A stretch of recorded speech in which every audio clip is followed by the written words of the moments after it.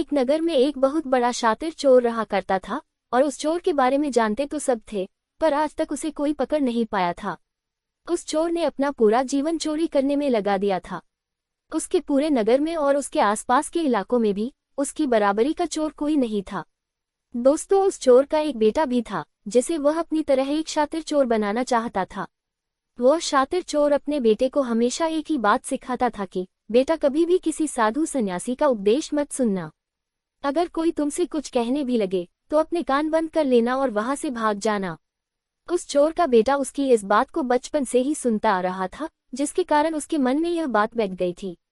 क्योंकि उस लड़के का पूरा ध्यान चोरी करने पर ही था, इसीलिए वह भी अपने पिता की तरह एक शातिर चोर बन जाता है। हमारा ध्यान जिस भी चीज पर ज्यादा होता है, हम उस चीज में माहिर हो जाते हैं। एक दिन वह चोर सोचता है कि छोटी मोटी चोरियां तो बहुत कली, क्यों न आज राजा के महल में ही डाका डालूं। राजा के महल में चोरी करने के उद्देश्य से वह चोर महल की ओर चल पड़ता है।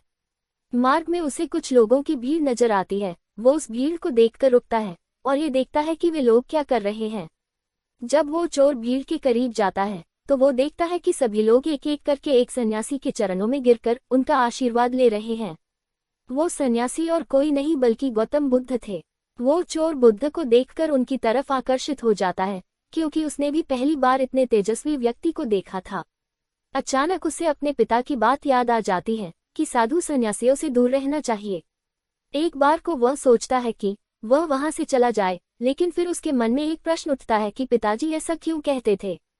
इस प्रश्न का उत्तर जानने के लिए वो चोर सभी लोगों के साथ बैठ जाता है और गौतम बुद्ध का उपदेश सुनने लग जाता है।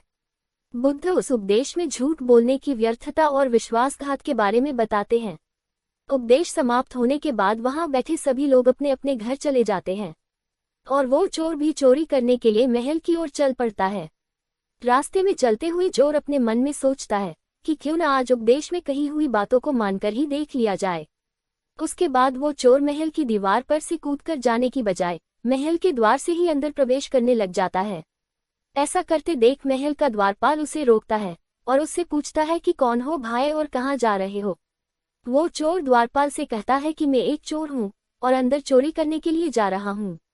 उस चोर की बात सुन द्वारपाल सोचता है कि महल का कोई एक नौकर होगा और मुझसे मजाक कर रहा है। वैसे भी कोई चोर अपने आप को कभी भी चोर नहीं बताता है। और वो द्वारपाल उस चोर को महल के अंदर जाने के लिए प्रवेश करने दे देता है। महल में प्रवेश करने बाद वो चोर उस तिजोरी तक पहुंच जाता है जहां पर खजाना रखा हुआ था।